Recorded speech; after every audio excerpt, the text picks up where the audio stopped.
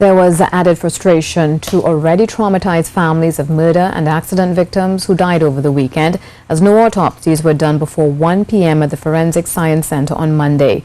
This after the forensic pathologist assigned to conduct postmortems this week could not make it to work, causing almost 20 postmortems to be delayed, with many to be done tomorrow. Peter Christopher has more in this report. Not for the first time on a Monday, the Forensic Science Center was filled to capacity, but many families were left in further despair upon arriving at the center, as they learned that they may have to come back on Tuesday for autopsies to be conducted on their departed ones. Alexander Androff, I believe is his name, the pathologist. He is presently out of the country, he's on holidays for a week. And the female who is supposed to do it, which is the other person, I don't think she's here. Dr. Alexandrov was briefly at the facility, but quickly left with his wife. He was on vacation. With at least 19 bodies slated for postmortems, the authorities at the center sent for Dr. Huvon Devines. The catch was, he was in Tobago and needed to catch a flight to Trinidad. Well, I find it's very ridiculous because the body is already stinking inside there. The body is already swollen, you know, and imagine if it is not yet examined, then what would go on with those bodies? I don't have any idea, I don't know.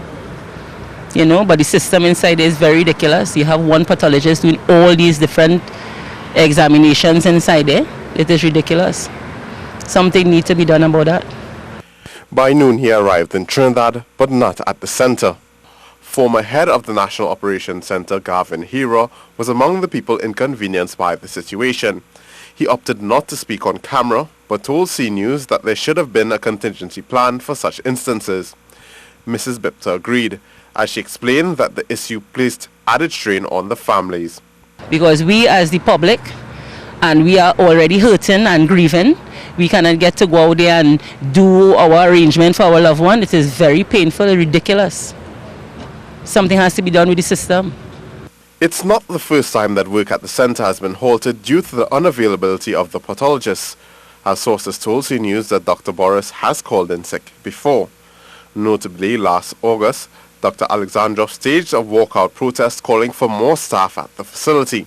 That protest was quelled amid promises from the Ministry of National Security for more support.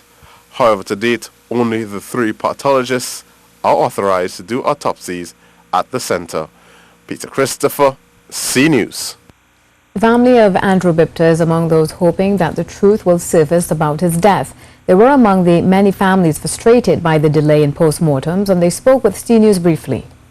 People say all different sorts of things, but I am waiting. I am going to await the autopsy.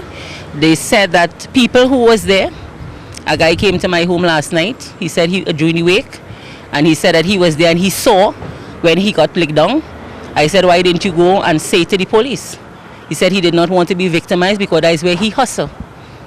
My son wasn't a regular hustler on the dump. The family explained that Bipta, an employee of Resale Industries, took a chance to make extra money at the dump to visit his brother. He was trying to do his part to pay him a visit because he has bail, but we hasn't acquired the money to take him out. So he wanted to go to the dump site, he told me, to get copper, to sell it so that he could make the extra money in order to go and pay the brother a visit.